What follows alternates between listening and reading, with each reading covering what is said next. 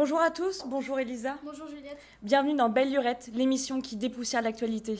On espère que vous allez bien pour cette dernière émission de la semaine. Tout de suite, direction le 7 juin 1654, une émission entièrement dédiée au sacre de Louis XIV. Et surtout, n'hésitez pas à réagir sur nos réseaux sociaux avec le hashtag Belle Lurette.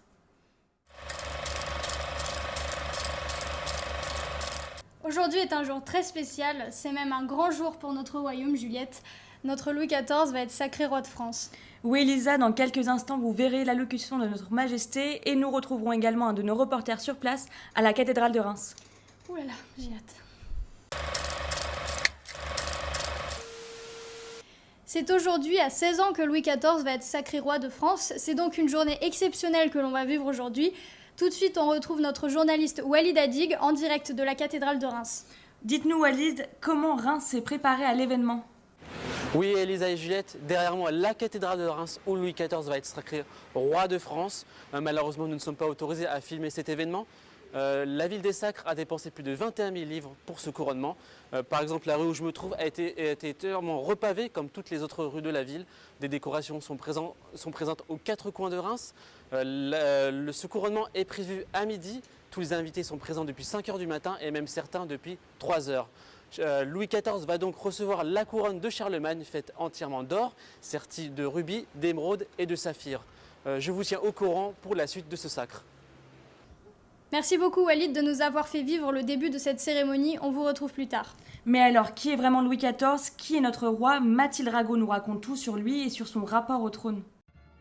Louis XIV, 64e roi de France, 44e roi de Navarre, 3e roi de la dynastie des Bourbons, on le surnomme Dieudonné. Son père, c'est Louis XIII, dit le juste. Sa mère, la fille du roi d'Espagne et du Portugal, Anne d'Autriche, c'est le premier enfant de ses parents. Ils ont essayé pendant des années de faire un enfant, et le voilà. Techniquement, il est sur le trône depuis le décès de son père, mais le jeune Louis n'a alors que 5 ans, il est trop jeune pour régner. C'est donc sa mère et le cardinal Mazarin qui ont gouverné, et aujourd'hui, c'est le jour J. Il a eu une enfance difficile, marquée par la mort de son père, par les difficultés politiques dans le royaume, par le froid, la faim, la guerre civile, l'éducation de sa mère très dure. Donc je pense que ce sera plutôt un roi ferme qui va tout faire pour assouvir ses volontés. Le roi n'a que 16 ans et c'est pas un des élèves les plus assidus. Il préfère l'art, la danse à son rôle de souverain. Maintenant qu'il a été couronné, c'est Mazarin qui va encore un peu gouverner. Mais pendant ce temps, Louis XIV, il ne va pas mettre les mains dans les poches. Il va continuer son éducation militaire avec un de ses amis, le comte de Turenne.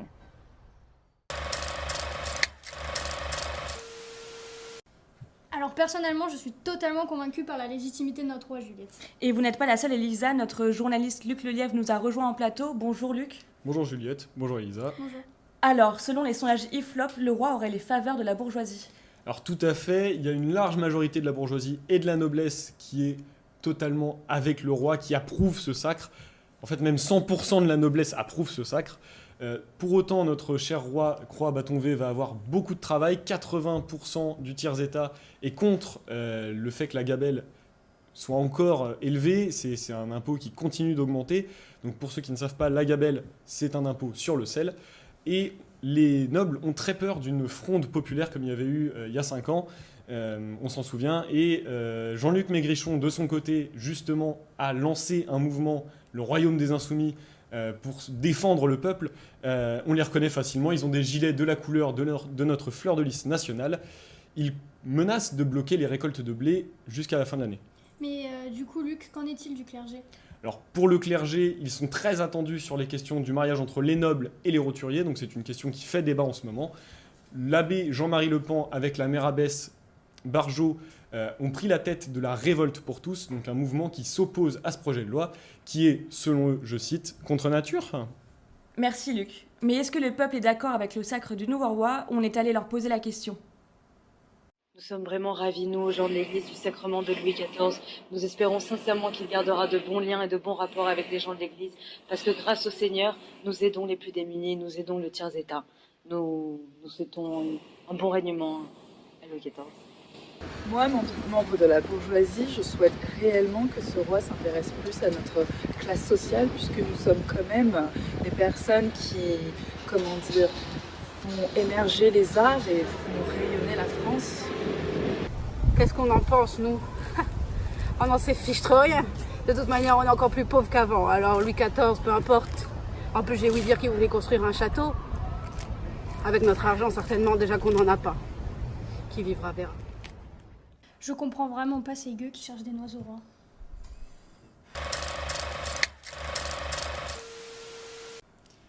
Louis XIV est sacré roi, mais il n'a pas encore trouvé sa reine. On rêve toutes de l'être, moi y compris. Parlez pour vous, Lisa. Ambrine nous fait un poids sur toutes les femmes de sa vie, ses âmes sœurs, ses égéries et parfois même ses meilleurs ennemis. Oui, Ambrine, on a entendu dire que Louis XIV aimait beaucoup les femmes. Est-ce que vous pouvez nous confirmer la rumeur? Bonjour Juliette. Alors oui, c'est vrai. Louis est très désiré. Il est beau, il est grand, plus grand que la plupart des hommes de la cour, alors ça aide forcément. Et puis une femme a même confié hier qu'il avait les plus belles jambes du royaume. Mais bon, il n'a que 16 ans. Il a encore le temps pour connaître les femmes. Je peux quand même vous confirmer de source sûre qu'il est fou amoureux de Marie Mancini. Vous le savez, c'est la nièce du cardinal Mazarin. Elle est arrivée à la cour il y a 7 ans, à l'âge de 14 ans. Mais du coup, n'excusez pas ma curiosité, ils sont amoureux depuis 7 ans? Ah non, détrompez-vous. Il ne l'a même pas remarqué quand elle est arrivée à la cour. Elle avait le teint pâle, presque gris, elle était toute maigre. Mais bon, elle s'est dit que même si elle était ingrate, pardonnez-moi l'expression, elle aurait réussi à le séduire, et c'est grâce à ses connaissances en poésie, mais aussi en littérature latine, qu'elle a réussi à l'approcher. Mais est-ce qu'il l'a déjà présenté à la cour? Alors non, mais il organise régulièrement des bals, des fêtes somptueuses, des feux d'artifice, même en son honneur. C'est comme ça que la cour a compris que Marie allait être la nouvelle élue. Et puis bon, on va pas se cacher, hein. Louis, c'est un grand séducteur, il aime être entouré. Moi aussi, j'aimerais bien qu'ils me séduisent. Arrêtez d'être une Marie Clapette, Elisa, et concentrez-vous sur l'allocution du roi qui est en train de prendre la parole. Oui, pardon, place au direct.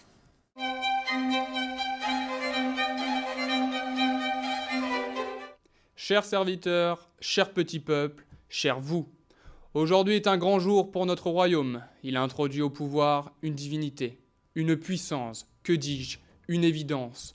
Moi, je remercie le cardinal Mazarin de m'avoir suppléé lorsque jadis je fis mes armes à l'école de la vie. Il est venu pour lui le temps de retrouver sa véritable place, l'ombre. La lumière n'aurait en effet nul sens si elle n'était pas incarnée par sa majesté le roi. En ce jour, je tenais donc à vous exprimer toute ma sympathie pour votre obéissance et votre asservissement.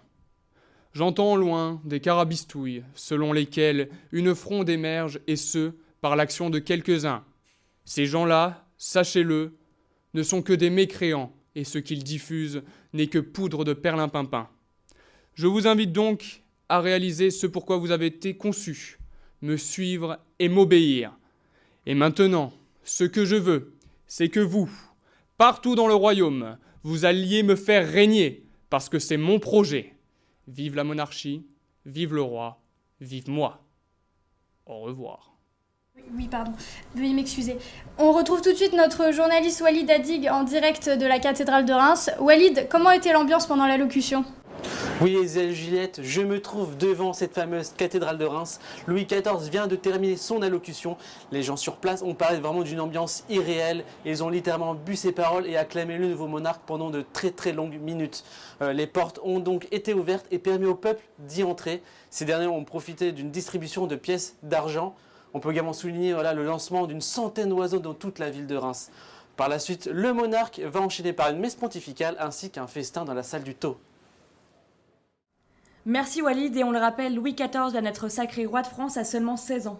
Oui, et il compte bien rayonner sur le royaume de France pour très longtemps. On l'a d'ailleurs vu très soigné pendant son allocution. Couronne royale, manteau, fleur d'Elysée, pendentif de l'ordre du Saint-Esprit. Naomi, dites-nous en plus. Alors oui, aujourd'hui, le roi était majestueux.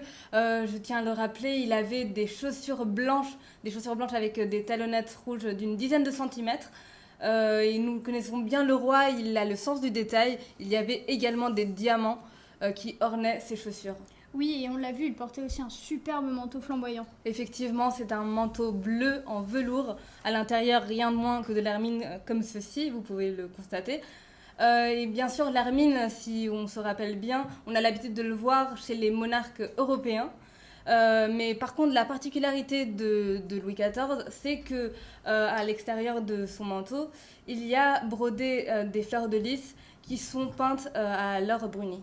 Merci Naomi, et qui sait, il sera peut-être précurseur de la mode. C'est la fin de notre édition spéciale. Nous la dédions à Stéphane Bern. Vous connaissez pas encore, mais ça va venir. Merci à tous de nous avoir suivis et n'hésitez pas à réagir sur nos réseaux sociaux avec le hashtag Belle Lurette. Merci Elisa. Merci Juliette et à la semaine prochaine.